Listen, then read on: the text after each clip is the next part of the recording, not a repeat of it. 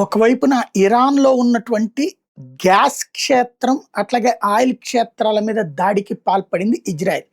America కూడా చెప్పకుండా చేసింది. ఎందుకంటే అమెరికా ఇరాన్ మీద దాడి ఆయుధాలకు పరిమితం గావాలి. వాళ్ళ సైనిక అధికారుల మీద దాడికి పరిమితం గావాలి. ప్రభుత్వ కార్యాలయాలు ధ్వంసం చేసినా పర్లేదు గానీ ఆయిల్ జోలికి వెళ్ళొద్దు అంటుంది. ఎందుకంటే అమెరికాకి పోయేదేమి లేదు. అలాగే ఇజ్రాయెల్‌కి పోయేదేమి లేదు. వాళ్ళ దగ్గరున్న ఆయిల్ క్షేత్రాలు వీళ్ళు ధ్వంసం చేయడం సాధ్యం కాదు ఇరాన్‌కి. కానీ ప్రపంచం మొత్తం కూడా ప్రాబ్లమ్ క్రియేట్ చేయడానికి ఇరాన్ ఏం చేస్తుంది?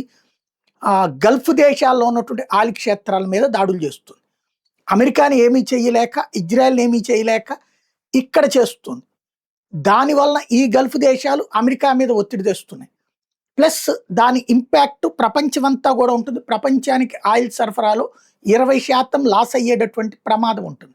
దాని ద్వారా ధరలు పెరుగుతాయి. ప్రపంచమంతా అమెరికాకి శత్రువులు అవుతారు. కాబట్టి అమెరికా అలాంటి దాడులు చేయొద్దంటుంది.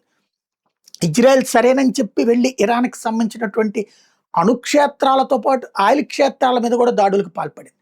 దాంతో ఆగ్రహించినటువంటి ఇరాన్ ఖతార్, గల్ఫ్ దేశాల్లో ఉన్నటువంటి ఖతార్‌కి సంబంధించినటువంటి రాస్ లఫాగ్ ఆయిల్ క్షేత్రం మీద దాడికి పాల్పడింది. ఇప్పటికే ఖతార్‌లో ఉన్నటువంటి గ్యాస్ క్షేత్రాలు దాదాపు వారం రోజుల క్రితం ధ్వంసం చేసింది. ఇప్పుడు ఆయిల్ కేంద్రాల మీద దాడులు చేసింది. పెద్ద ఎత్తున పెను విస్ఫోటనాలు జరుగుతున్నాయి.